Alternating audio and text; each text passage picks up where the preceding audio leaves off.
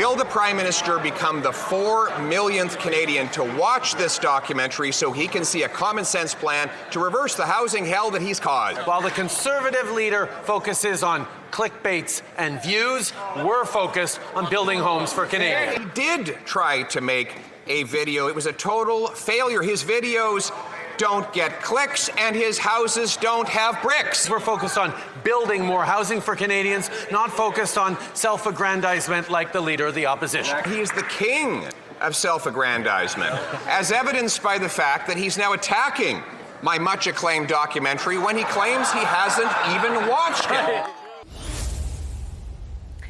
A feisty, I guess you could call it that, back and forth in the House of Commons today over the high price of housing in this country and the Tories' new docu-ad about it. The political showdown is taking place as Canadian mortgage holders brace for the central bank's final rate decision of 2023. That happens tomorrow. So as leaders blame each other, who will Canadians hold culpable for their housing woes? Let's bring in the front bench to talk about that. Former New Brunswick Liberal Premier Brian Gallant is here. He's now the CEO of Space Canada. Former Alberta MLA and Cabinet Minister Gary Mar is with us in studio. He's the president and CEO of the Canada West Foundation. CTV News political analyst and former NDP leader Tom Mulcair is joining us, as is Najoud Al-Malise. She's an economics reporter with the Canadian Press. Hi, everybody. Good to see you. Brian, I'll start with you. And I'm actually just going to pick up where those clips left off because it was super emblematic of where the debate is right now. What does it tell you about that? The clicks and bricks, it felt a little bit, as you said, of a feisty exchange. It felt also like in the clips that you mentioned that they were sort of posturing with regards to how many views they're getting and the fact that the Prime Minister didn't watch the video but yet obviously criticized it. So it's just kind of, I think, a non substantive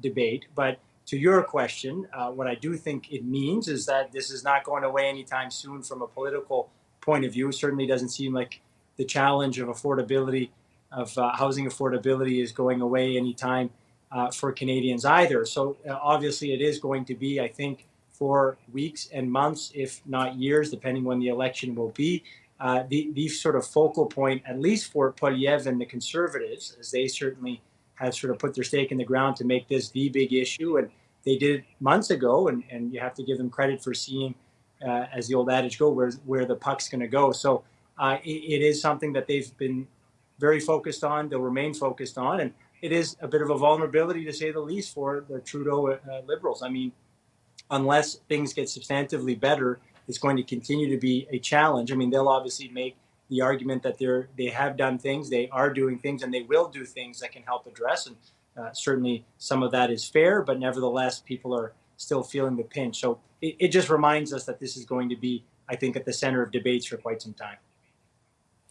And the timing of all of this debate as well coincides, Gary, with the fact I mentioned in the introduction that we're all bracing again for another announcement tomorrow. Speculated among private sector economists that they're going to hold the line, and Najoud will get you on that in a second. But that's still at a 20-year high, right, for a lot of people. And that's imparting a lot of pressure on Canadians as well. What did you think about the way in which the Conservatives are going about now kind of tackling the issue or trying to highlight it through this quote-unquote docu-ad, this 15-minute piece that they put as brilliant documentary, as Pierre Poilievre called it today, that was the nexus of that debate between himself and the Prime Minister? Well, just to go to something that Brian talked about, I mean, he talked about what happened in the House today as a non-substantive debate. But after you heard the fun that was being held in the House, I got to ask Tom and Brian whether, it encourages you to ever go back into politics. I mean, that'd be the fun question to ask them.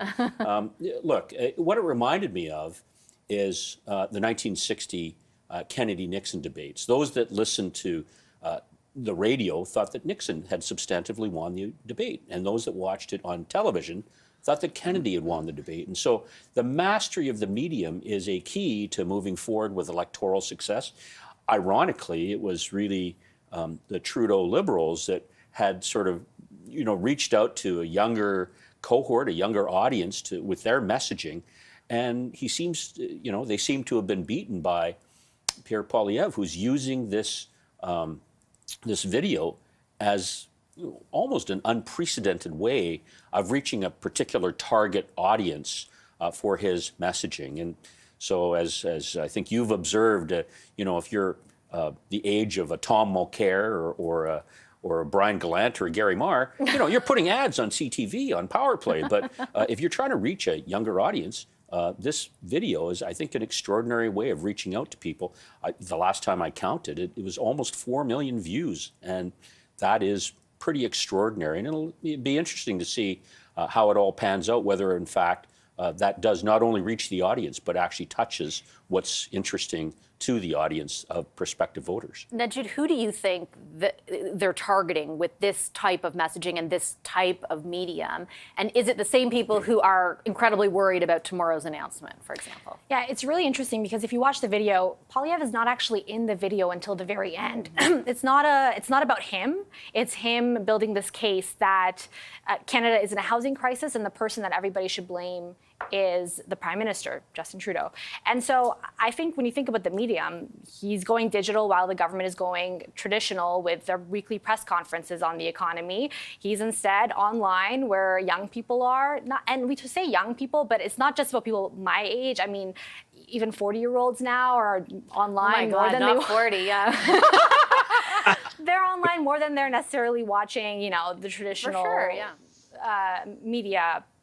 And so that's who he's going for. He's going for people who maybe aren't very familiar with him, who might be very interested in the housing crisis, are worried, and are going to come across this video. And it sounds like it makes sense. It resonates with people's fears. He has an explanation for everything. He has numbers. Now, obviously, there's questions on how accurate everything there is. It's not all sourced. I pointed out last night. Like, some of it is sourced, some of it is not, but yeah. Yeah, and he puts his own spin on it, right? And he gets to them before the government can because they're not there. They're not online in the same way.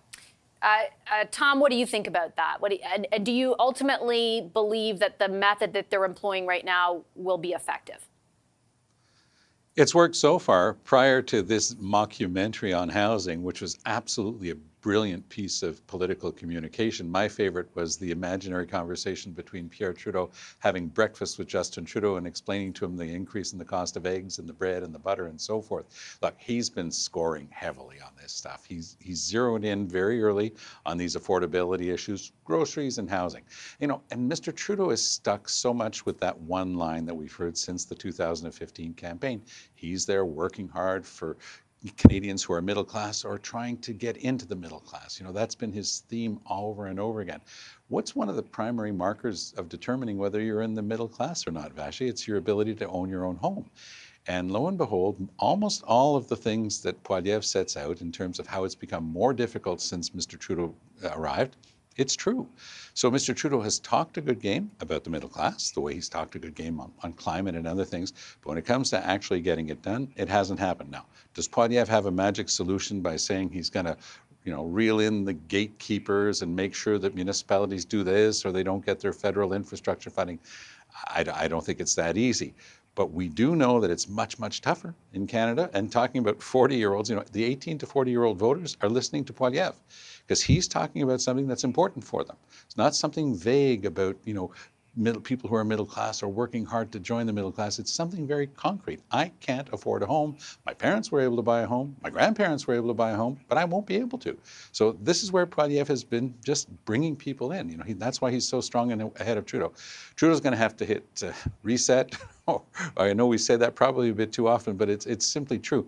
When he comes back from the holidays, he'll have to do his compulsory round of interviews for the holidays. But he's got to come back. He's got a new team. He's hired some new people. He's got to come back more modern. I mean, it almost sounds like an anomaly to be saying that about Justin Trudeau, who, since he entered politics, was seen as the young person. But now Poilievre is hammering at him, hitting him hard on what he hasn't accomplished. And Trudeau's in his 9th year, and he's got a lot of splaining to do.